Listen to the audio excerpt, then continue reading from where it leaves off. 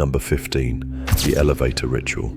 The Cecil Hotel in downtown Los Angeles had long carried a reputation that clung to its walls like dust, unsettling, whispered about, but never fully explained. By 2013, that reputation deepened, not because of what was seen in daylight, but because of what was captured in the dim, flickering glow of a security camera. It began with a student named Elisa Lam. She arrived in California for a solo trip, full of curiosity and wanderlust. One night, hotel security footage recorded her stepping into an elevator. What it showed next continues to puzzle anyone who watches it. At first, the footage seems ordinary. Elisa presses a series of buttons and waits, but the doors remain open. She peeks out into the hallway, once, twice, then presses herself into a corner. Her gestures become erratic. Her hands move strangely, as if she's trying to explain something. Then she steps out of frame. The elevator doors finally close. That is the last time she appears on camera. In the days that follow, concern grows. She misses calls. She doesn't check out. Guests begin to notice something off about the water supply. Eventually, maintenance staff check the rooftop storage tanks. Inside one of them, they discover something that stops everything. What they found could not be easily explained. The rooftop was secured, alarms were installed, the tanks were heavy and sealed, needing real effort to open. Yet somehow, that's where she was. The internet seized on the footage. Frame by frame, people began to analyze her behavior. Many called it unusual. Others thought it was a performance, as if she was playing out a ritual, one that echoed the steps of an urban legend. Some even pointed to the elevator game, a supposed method of reaching another world by pressing the right combination of floor buttons. It's a myth, of course, but this video blurred the line between folklore and something else entirely. People still revisit it. Some claim the timestamp jumps. Others believe they see shadows, even shapes, moving behind her.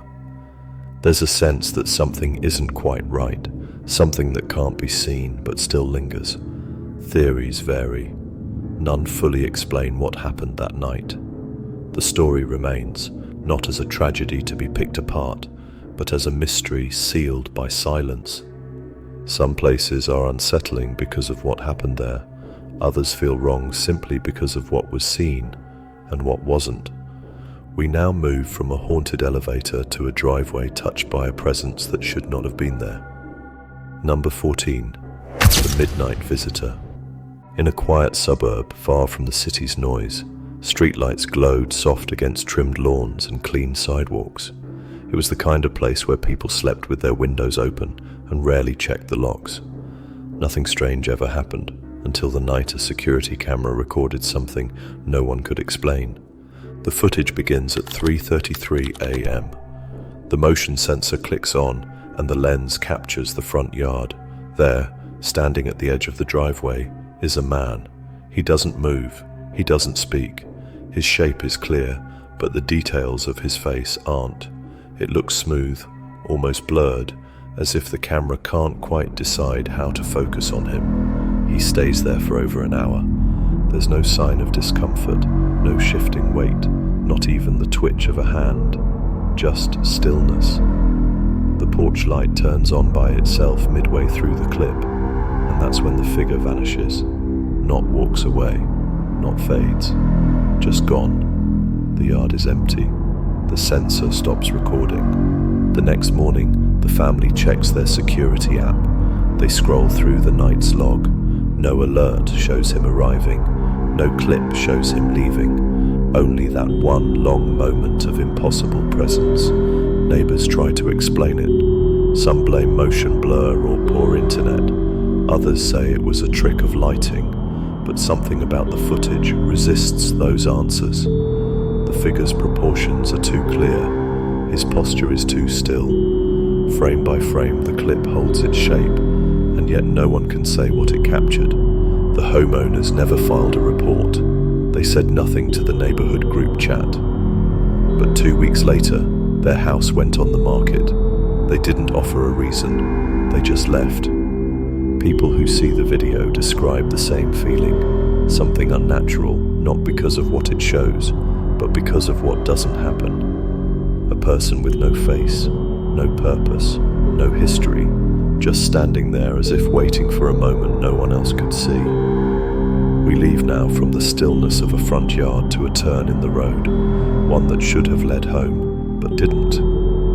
Number 13, the disappearing driver.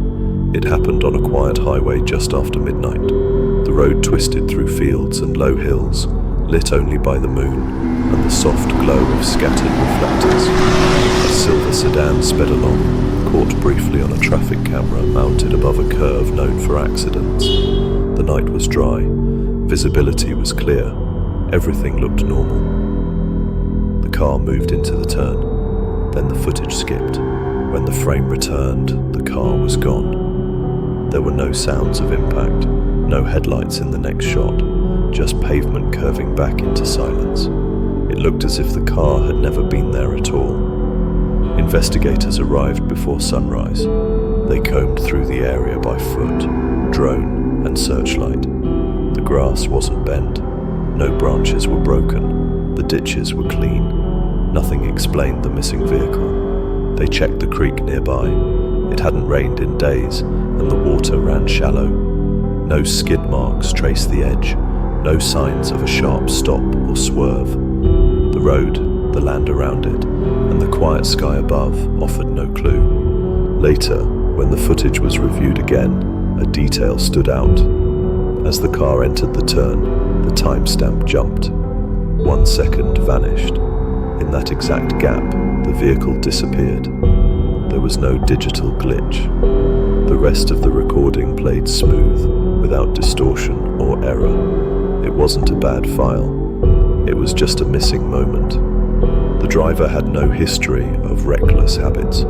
Family described him as careful, steady, the type to check his tire pressure twice. He was headed home, not in a rush, not distracted. His last message was a short text confirming his route, one that should have taken 20 minutes. He never arrived. Local drivers began avoiding that curve. Some said it had always felt strange, though they couldn't explain why. Others told stories of headlights seen in mirrors that didn't belong to any car. The rumors grew. Some called it a thin place, one of those rare spots where something slips, even if only for a second. Traffic cameras are meant to show facts. They catch red lights, stop signs, and mistakes behind the wheel. But this time, the footage offered no lesson. Only a silence where a vehicle should have been. From the curve of that vanished path, we now step into something narrower. A tunnel once used by trains that saw 2 children enter, but only 1 return. Number 12. The twins in the tunnel. In the heart of the city, a narrow tunnel runs beneath an old railway line. During the day, it's used by joggers, dog walkers, and students on their way home. But after dark, it changes. The air grows colder, the sounds above fade. What remains is a passage built from old bricks, dim lights, and long shadows.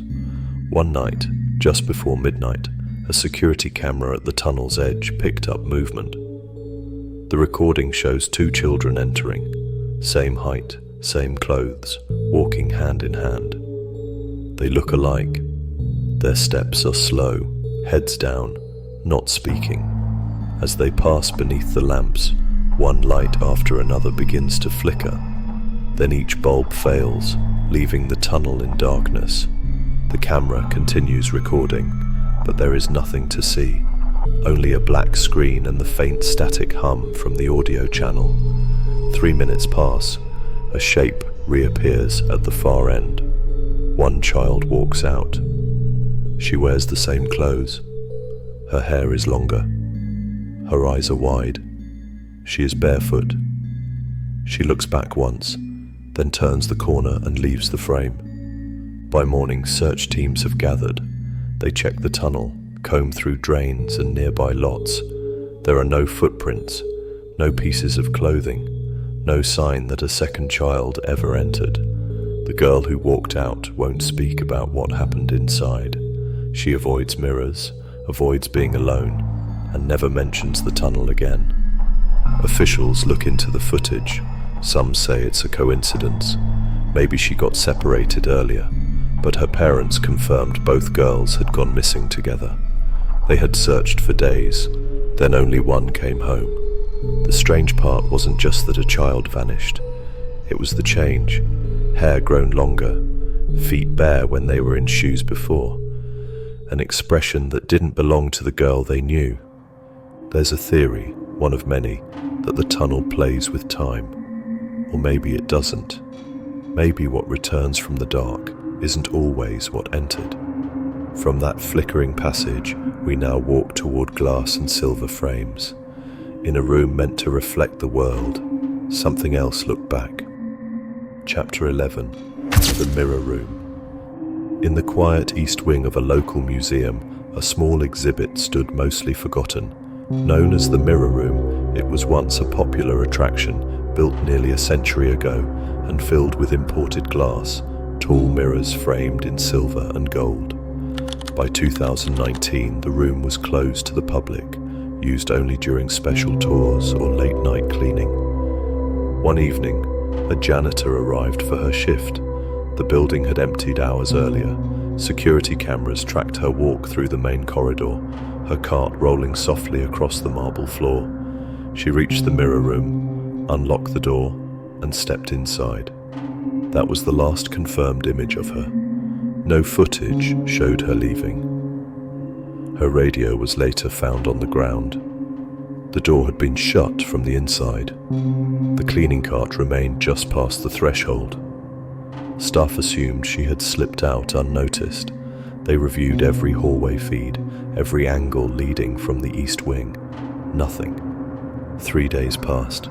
Then something moved. The motion sensor triggered again. The feed clicked on. The room stood silent, unchanged. But one mirror closest to the door reflected a figure that hadn't entered. She stood in the glass, same uniform, same posture. Her face was clear. Her hand rose, as if pressing against the surface. Then the reflection faded. The room itself remained still. Experts were brought in. They examined the footage, checked for digital tampering, and inspected the mirrors. The result was the same each time. Nothing wrong with the cameras, nothing wrong with the glass, just an image that appeared when it shouldn't have. Staff refused to enter after dark. Some said they heard soft footsteps behind them when they passed the hallway. Others claimed their reflections didn't match, not right away. Eventually the room was sealed, not for damage, not for safety, just silence. From that glass-covered space we follow a new trail, a home filled with laughter one evening and with something far less welcome the next. Chapter 10. The Birthday Clown. The party had ended days earlier. Streamers still hung across the ceiling, and paper hats sat untouched on the dining table. A child had turned 7. Friends came, gifts were opened, and laughter filled the home. But once the celebration faded, things settled into silence. The house slept. 4 nights later, just past 2 a.m., the living room camera clicked on. At first, the footage showed nothing but an empty room. A chair rested near the wall. Balloons had begun to sag. The air felt still. Then the screen blinked.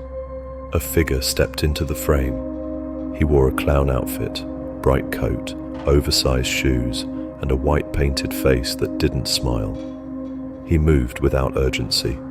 His steps were slow, precise.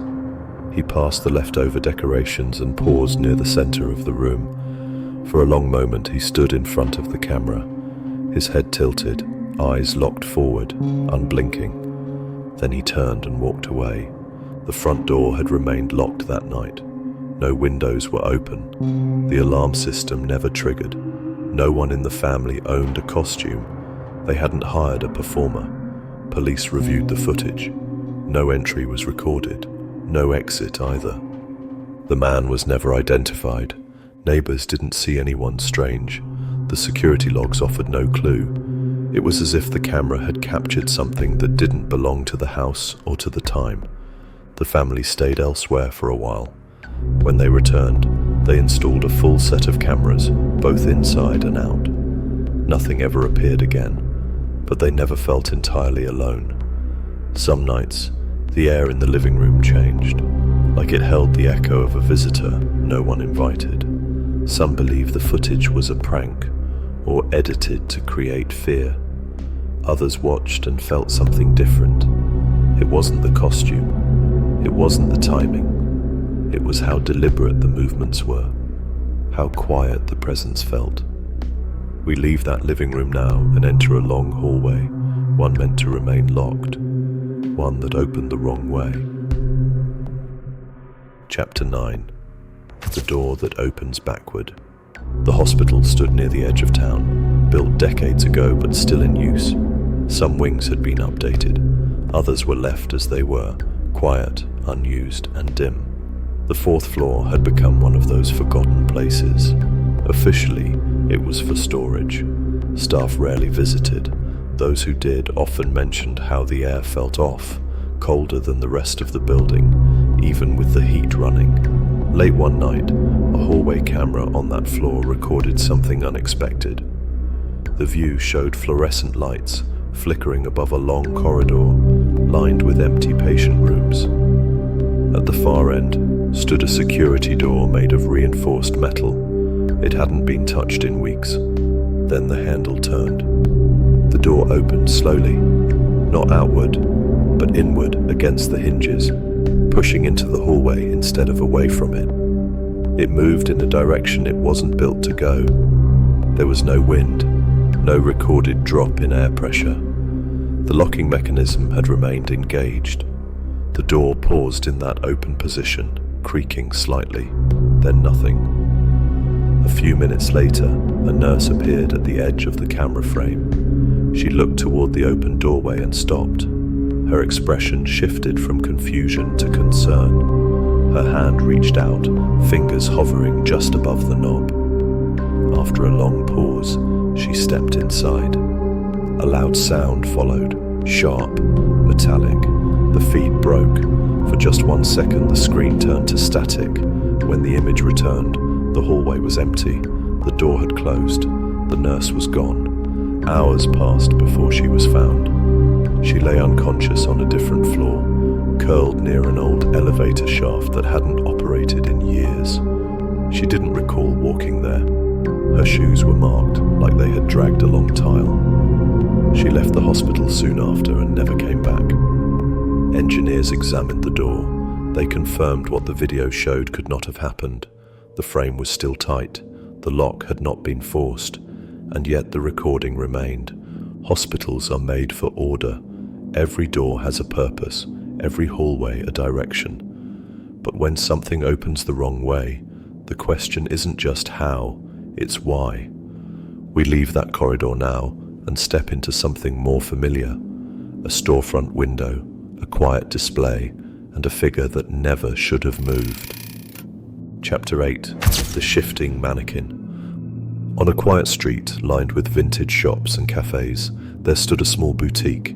It specialized in handmade clothes, retro designs, and carefully curated displays. The front window held a single mannequin, older than the rest. It had no arms. Its wooden frame had faded from years in the sun. Its smooth head tilted forward slightly, like it was always watching the sidewalk. The owner, Clara, had run the shop for over 10 years. Nothing unusual ever happened there, but one winter evening, she decided to install a camera facing the display. She wanted to monitor foot traffic. What she captured instead became something else entirely. The recording began as expected. The lights dimmed at closing time. Shadows shifted across the room. Hours passed with nothing unusual. Then, around 2 a.m., the mannequin moved. It started with the head, not a full turn, but a subtle shift to the side. Frame by frame, the angle changed. The torso leaned forward slightly. No one else appeared in the footage. No vibration shook the base. Nothing had touched it. Still, the figure shifted as if adjusting itself. Clara checked the footage the next morning. She thought it was a trick of light, maybe a passing car. But the objects beside the mannequin, chairs, racks, folded scarves, hadn't moved at all. Only the figure in the window had changed position. The next night, she placed a small strip of tape along the base. She marked the edge to see if the mannequin moved again. When she reviewed the video, the tape had torn. The figure now faced slightly toward the camera. Days passed. She stopped checking the recordings. The blinds stayed drawn at night. Still, every morning brought small signs. A hanger on the floor, a scarf folded differently. Nothing broken, just changed. Eventually, she moved the mannequin to storage. After that, the odd moments stopped. The items stayed in place. The camera recorded silence. Some people who saw the footage said it didn't scare them because of what moved, but because of how slowly it did. It didn't lurch, it didn't fall. It simply shifted, as though something inside the frame waited for the right moment to be noticed. From that glass storefront, we moved downward, to a place beneath the floorboards where lights behave strangely and silence means more than it should. Chapter 7. The Basement Lights. The house sat near the edge of a quiet town. It was older, but kept in good shape. The family living there had added security cameras, motion sensors, and alarms. Everything worked as expected. Nothing had gone wrong until the alerts started coming from the basement. That part of the house was used for storage. Furniture, tools, boxes full of things they didn't need upstairs. It was always dark. No one spent much time there. The door stayed closed. The lights were left off. Then, one night, the basement camera triggered. The alert came in at 2:47 a.m. The lights below turned on by themselves. No movement was captured, just light, filling the space from wall to wall. The family checked the footage the next morning. The door had remained shut. No one had entered. Still, the lights had switched on. It happened again the next night. Same time, same result. By the third night, the father stayed up. He watched from the top of the stairs.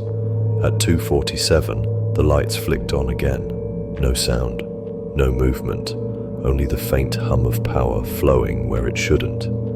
He opened the door slowly. The steps creaked as he moved downward. The room was quiet. A single chair sat near the far wall, turned toward the dark. He didn't remember putting it there. He backed out, closed the door, and didn't sleep. The family reviewed all the footage from that night. Nothing new appeared, no shadows, no strange shapes. The logs simply read, basement light activated, 2:47 a.m. They called an electrician. The wiring was solid. The system showed no faults. Still, the pattern continued. Eventually, they unscrewed the bulbs. But the next night, the camera lit up again. The room below glowed without power. They moved out that month. The new owners installed a fresh set of cameras. Their footage has never shown anything unusual, but the old recordings still exist, and in each one, that same time is marked. That same glow fills the screen, and nothing ever moves. Some rooms are meant to be quiet, but quiet doesn't always mean empty. From the shadows of that basement, we rise back into the open air, to a street corner, a phone booth, and a moment that should not have happened. Chapter 6. The Phone Booth. On a narrow street tucked between aging buildings, a single phone booth stood beneath a flickering street lamp. The glass was scratched, the paint had faded. The phone inside didn't work, it hadn't in years. Still, no one had removed it. Most people didn't notice it anymore. At 1:03 a.m., a traffic camera mounted across the intersection picked up motion. A man in a dark coat entered the frame. He walked with a steady pace, hands in his pockets. The street was empty. No cars passed. No wind moved the trees. He reached the booth. stepped inside and closed the door behind him. There was no sound, but the footage showed him lift the phone. His fingers tapped the buttons. He didn't hesitate. His lips moved as if whispering. Not a conversation, more like a message repeated again and again. His eyes never looked down. They stayed locked on the glass. A shadow moved along the outside wall. It didn't match any shape in the area. It wasn't human, and it didn't line up with the man's body. When the shape passed the glass, the man froze. His grip on the phone tightened. His shoulders stiffened. Then the light inside the booth changed. It turned red, not from a bulb, not from any visible source, just a soft, steady glow. The camera feed skipped one frame. When it returned, the booth was empty. The door remained closed. The receiver hung on the hook. The street stayed quiet. Police arrived an hour later. The door had to be forced open. It was locked from the inside. The fingerprints didn't match anyone on file. No missing person reports matched the man's face. The phone had no power. It hadn't been connected to a line in over a decade. Some who viewed the footage said it looked staged, but others disagreed. They pointed to the timing, the shadow, the red light. One frame before he vanished, the man appeared calm. One frame after, nothing remained. No one knows what number he dialed. Some say it was random. Others claim it matched an emergency line once used in another country. The pattern of the buttons doesn't match any local code. There's a belief that the call went through, that something picked up, that whatever answered didn't stay on the other end. We leave that quiet intersection and follow the next story into a small convenience store. One reflection waits in the glass, but it doesn't belong to the person in front of it. Chapter 5. The reflection doesn't match. At a corner convenience store that stayed open all night, the lights buzzed above rows of snacks and cold drinks. A single security camera pointed toward the coolers near the back wall. The air inside was stale. The clerk at the counter waited out another slow shift, half watching the door. At 2:04 a.m., the sensor picked up movement. A man stepped into view. He wore a hoodie pulled low and had headphones around his neck. He didn't speak. He didn't look at anyone. He walked past the candy aisle and stopped in front of the drink case. Everything about him seemed normal until the footage was reviewed later. The reflection in the cooler door didn't move the way he did. When he turned his head left, the reflection turned right. When he took a step forward, the mirrored image lagged behind. It wasn't delayed. It wasn't reversed. It was just different. The man stood still for a few seconds. His back was to the camera. His shoulders were slightly slouched, but in the reflection he was upright, his expression focused, his eyes locked on the lens. He reached for a bottle. The reflection didn't follow. Then something shifted. The mirrored image blinked, not fast, just once. But the man in the store never moved his eyes. He looked down, paid, walked out. The reflection disappeared one frame before the man left the camera's view. No one noticed anything in real time. The clerk didn't react. The door didn't stick. The man didn't speak a word. It wasn't until the end of the week, during a routine review of the overnight footage, that the difference was spotted. Technicians said it might have been a screen glitch, some kind of compression error, but nothing else in the frame lagged or shifted. The bags on the shelf, the clock on the wall, the clerk behind the counter, all moved as expected. People who saw the video said the reflection looked too aware, like it wasn't copying the man at all, like it was something else looking back. We leave that mirrored aisle and move into softer ground now, a playground built for children, where one child climbed a slide and someone else came out. Chapter 4. The playground slide. Behind a row of apartments tucked between tall fences and trimmed hedges sat a small public park. It had a swing set, a few benches, and a metal slide that curved down into a patch of sand.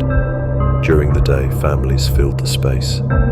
At night, the lights turned off and the park emptied. To keep it safe, the city installed a single camera pointed at the slide. On a quiet evening just before 11 p.m., the motion sensor activated. A child entered the frame. He walked alone, wearing a red shirt and shorts. His head was lowered, arms loose at his sides. He didn't run or play. He moved slowly toward the slide, climbed the steps, and paused at the top. He looked left, nodded once, then disappeared down the curve. No one came out the other end. The camera had full coverage of the entire slide. There was no space to hide, no way to slip beneath or behind it. Yet the sand below remained still. The space stayed empty. 3 minutes passed. Then another figure stepped forward from beneath the slide. It was close in size, but not the same. The hair was longer. The clothes didn't match. The body moved differently, more rigid, like it wasn't sure how to walk. The second figure didn't look back. It simply walked out of frame. No missing reports matched the first child. None matched the second. Residents in nearby buildings didn't recognize either. Officers searched the park but found no prints. The sand had not been disturbed. No one saw a vehicle. No one reported hearing anything. Some suggested a camera glitch. Others believed it was a case of overlaid footage, but the timing didn't match. The slide's shadow stayed the same. The frames lined up.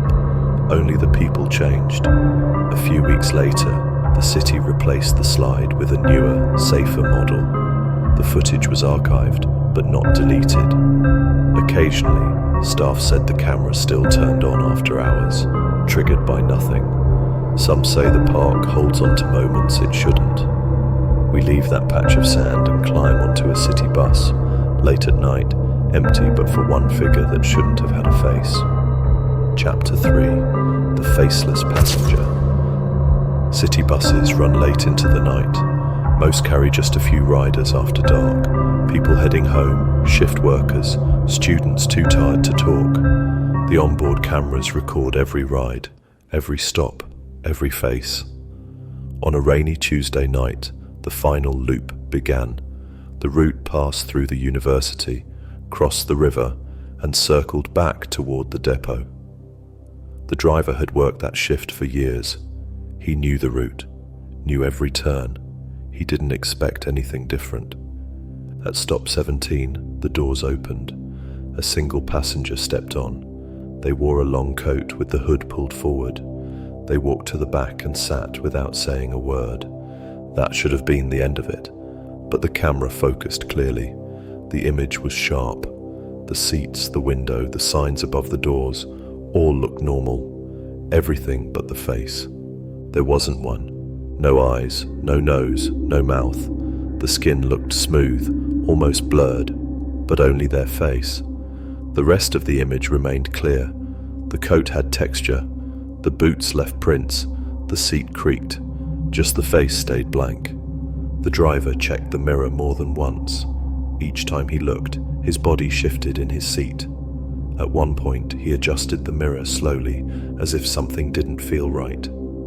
Still, he said nothing. The bus rolled on. The figure never moved, never looked around. They sat without blinking. Then, near the end of the loop, they stood and walked toward the front. The driver didn't stop. He didn't ask where they were going. As they passed the camera, the figure turned toward it. The blur remained. No features, just empty skin staring forward. The doors opened at a corner near a locked cemetery gate. The figure stepped off. The camera caught the moment. The lights flickered. Then the doors closed. The bus continued its route. When the driver reached the depot, he wrote a short note in his report. Unknown rider exited at gate 21. The route had no gate 21. The footage was reviewed. The timestamp was clean. The passenger wasn't on any list. No fare was charged. The seat stayed empty in later frames. But the moment had happened. The image remained. Whatever boarded that night left no name, no voice, no reason. only a blank space and a door that opened when it shouldn't have. We leave the city streets and move now to an old motel room, one that locked from the inside and never let its guest leave. Chapter 2: The Abandoned Motel Room. Just off a 2-lane highway that rarely saw traffic, there stood a roadside motel. It was small, 12 rooms, 1 vending machine. No questions at check-in. Guests paid in cash. Keys were metal. The kind of place that stayed open because it was too far out to close. One night, a man arrived just before 11. No bags, no car. The clerk remembered how long he stared down the hallway before taking the key to room 6. The camera above the front desk showed him walking to the room. He unlocked the door, stepped inside, and closed it behind him. No one saw him again. The room stayed quiet for 5 full days. No sound came from inside. No calls were made. No footsteps were picked up on the hallway mic. It wasn't until the cleaning staff noticed the key hadn't been returned that anyone checked. The door was locked from the inside. They used a spare to open it. The bed was made, but the covers were folded back like someone had lain there. The pillow showed an impression. The bathroom light was on. His shoes were next to the chair, but he was gone. The hallway camera had no footage of him leaving. The file never skipped. The feed rolled without error. They reviewed it twice, 3 times. He hadn't stepped out. He hadn't moved through any part of the building again. There was a second camera inside the room. It had been installed after a break-in years earlier. That footage showed the man walking in, placing his shoes beside the chair, then sitting on the edge of the bed. He didn't move for hours.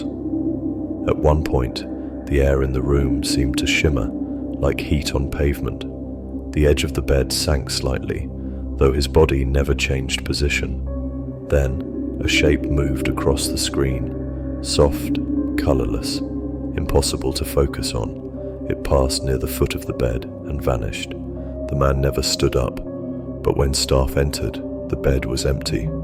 The room has stayed locked ever since. The door works, the lights work, but guests say they hear sounds from inside, like someone adjusting the chair or walking slowly between the walls. The clerk says it's just pipes.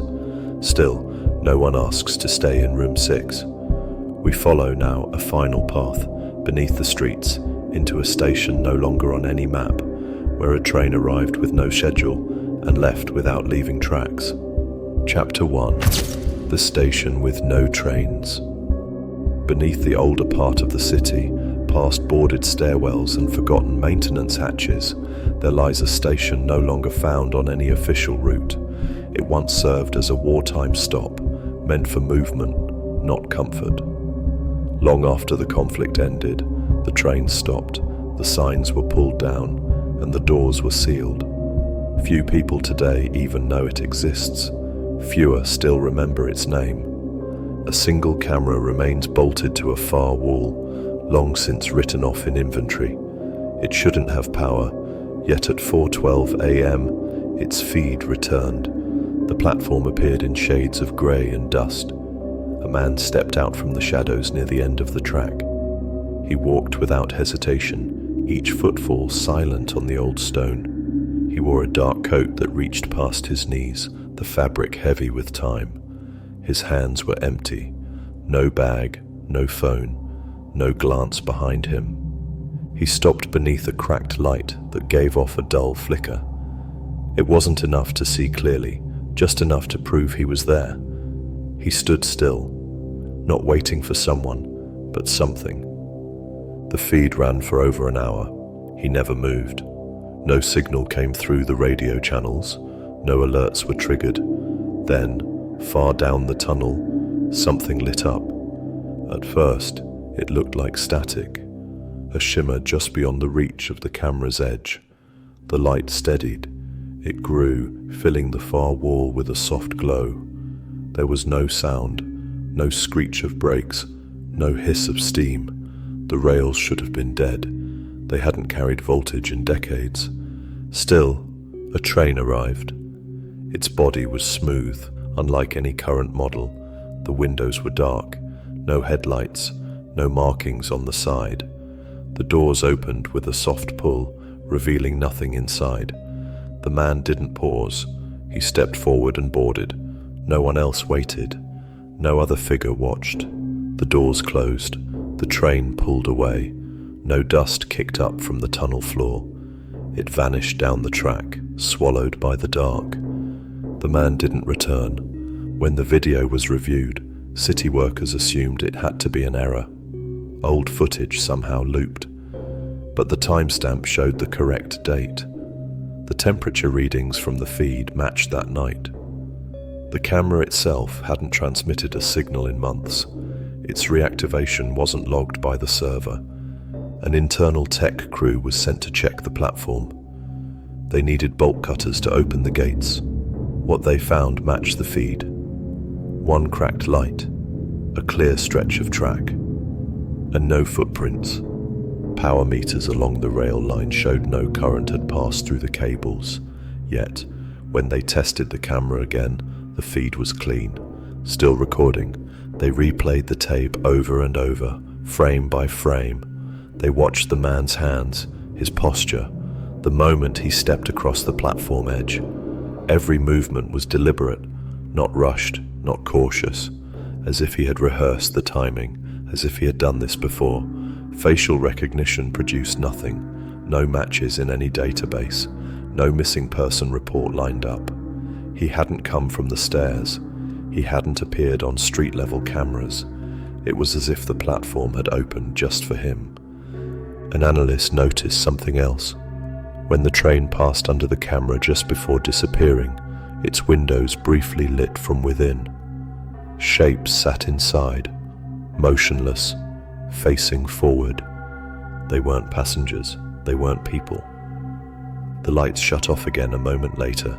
The city buried the footage, not from fear of panic, but because they had no report to write.